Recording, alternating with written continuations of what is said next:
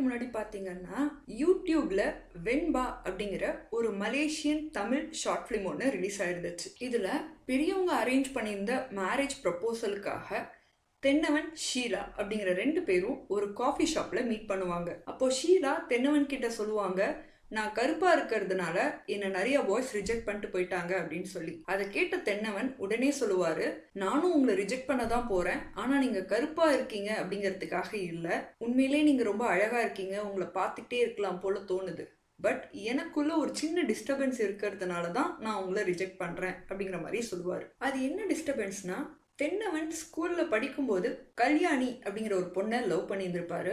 But அவர் school days முடிகிற வரைக்குமே அவரால் அந்த லவ்வை டைரக்டா போய் கல்யாணி கிட்ட சொல்ல முடியாது. சொல்லலாம் அப்படின்னு ட்ரை பண்ணும்போது தான் அவருக்கு ஒரு பெரிய உண்மை தெரிய வரும், அவரோட சீனியர் சத்யாவும் கல்யாணியும் ஒருத்தருக்கு ஒருத்தர் லவ் பண்றாங்கன்னு. பட் உருகி உருகி கல்யாணிக்காக அவர் எழுதின ஒரு போயமை கூட கல்யாணி கிட்ட சொல்ல முடியாம போனதுதான் அவர்கிட்ட இருக்கக்கூடிய அந்த டிஸ்டர்பன்ஸா இருக்கும். ஷீலாவை ரிஜெக்ட் பண்ணிட்டு திரும்பி வீட்டுக்கு போகிற வழியில் அன்ஃபார்ச்சுனேட்டாக தென்னவன் கல்யாணியை மீட் பண்ணுவார். ஸோ கல்யாணி அப்போ ஒரு ப்ராப்ளத்தில் இருப்பாங்க. அந்த ப்ராப்ளம் அவங்களுக்கு சால்வ் ஆகிறதுக்காக ஹெல்ப் பண்ணிவிட்டு கல்யாணி கிட்ட ஒரு 1 hour பெர்மிஷன் வாங்கி காஃபி ஷாப் கூட்டிகிட்டு போவார். போன இடத்துல கல்யாணியை அவர் எப்படியெல்லாம் லவ் பண்ணார் அப்படிங்கிறதெல்லாம் கல்யாணி கிட்ட சொல்லி முடிச்சுட்டு கல்யாணிக்காக அவர் எழுதின போயத்தையும் கல்யாணி கிட்ட சொல்லிடுவார். அவருக்கு ஏற்கனவே தெரியும் கல்யாணியும் அவரோட சீனியரும் லவ் பண்ணுறாங்கன்னு சொல்லிட்டு. பட் அவருக்குள்ளார இருக்க அந்த டிஸ்டர்பன்ஸ் போறதுக்காக அவர் ஜஸ்ட் இது ஒரு ஸ்டோரி மாதிரி கல்யாணி கிட்ட சொல்லி முடிச்சிருவார். இது அவர் கல்யாணி கிட்ட சொல்லி முடிச்சதுமே அவருக்குள்ள இருந்த அந்த டிஸ்டர்பன்ஸ் போயிடும்.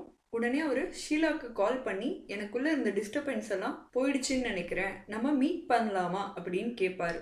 அவர் ஷீலா கிட்ட ஃபோன் பேசிட்டு வைக்கும்போது கல்யாணி கிட்ட இருந்து பாத்தீங்கன்னா அவருக்கு ஒரு மெசேஜ் வரும், நான் இப்போ சிங்கிளா தான் இருக்கேன்னு சொல்லிட்டு.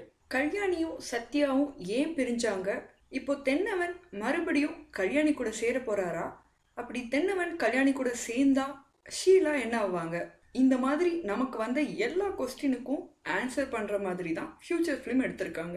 இந்த படம் கேட்கறதுக்கு அவ்வளோ இன்ட்ரெஸ்டிங்கா இல்லாட்டாலும் உண்மையிலே பார்க்கறதுக்கு ஒர்த்தான ஒரு படம்னு சொல்லலாம். இந்தியா